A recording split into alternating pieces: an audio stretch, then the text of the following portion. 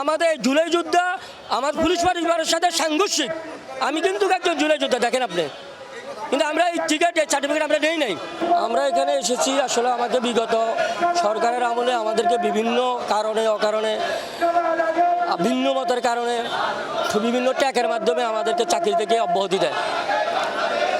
পরবর্তীতে বিজ্ঞ আদালত থেকে আমরা এসব মামলায় খালাস পেয়েছি, ট্রাইব্যুনালের রায় পেয়েছি।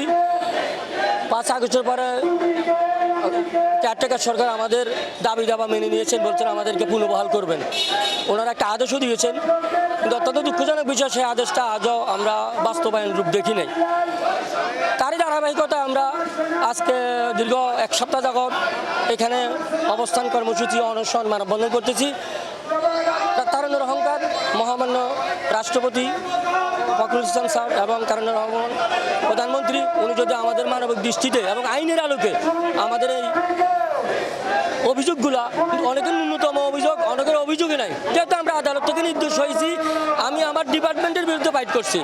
তখনকার ডিপার্টমেন্ট সরকারের চতুর্থ একটা স্তম্ভ, আমরা ওই স্তম্ভের সাথে ফাইট করে আমরা জয়লাভ করেছি। পরে আবার আমরা ট্রাইব্যুনাল থেকে রায় পেয়েছি।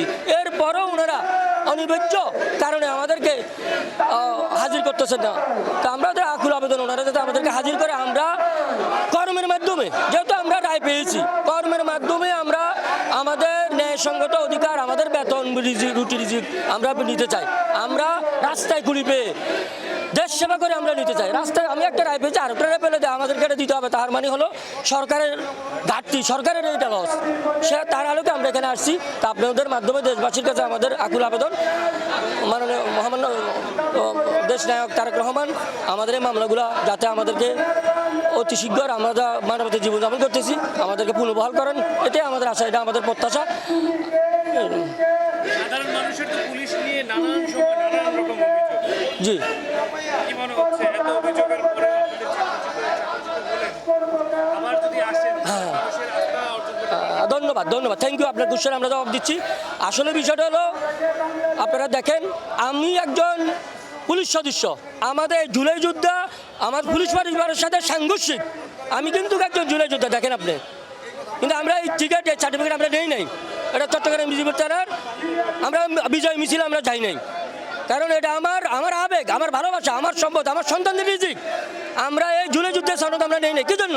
আমার চাকরি আমি পাবো, এটা আমার ন্যায়সঙ্গত অধিকার। আর আমি আসছি এখানে, আমার বিরুদ্ধে যে পুলিশ অভিযোগ করছে তাদের দৃষ্টান্তমূলক শাস্তি হয় নাই।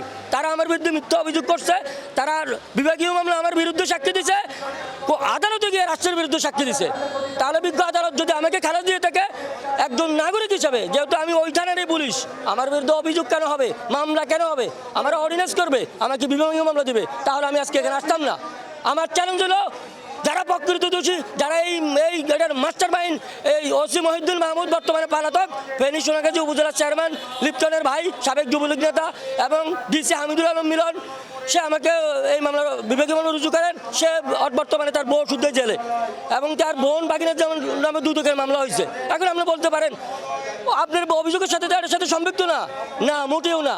মূলত কারণ হলো আমরাই জাতীয়তা, আমরা একটা আদর্শের, আমরা আওয়ামী লীগের প্রেসিডেন্টের আদর্শ ছিলাম না। আমরা ভিন্ন মতের কারণে আমাকে চাকরি থেকে অব্যাহতি দিছে। এখানে কোনো তদন্ত করা হয় নাই, কোনো কিছুই করা হয় নাই। অন্তত পক্ষে একটা নিরপেক্ষতা তদন্ত করতে পারে আমাদেরকে নিয়ে, যে আসলে এদের গুরুতর অভিযোগ কীভাবে হয়, কেমনি হয়।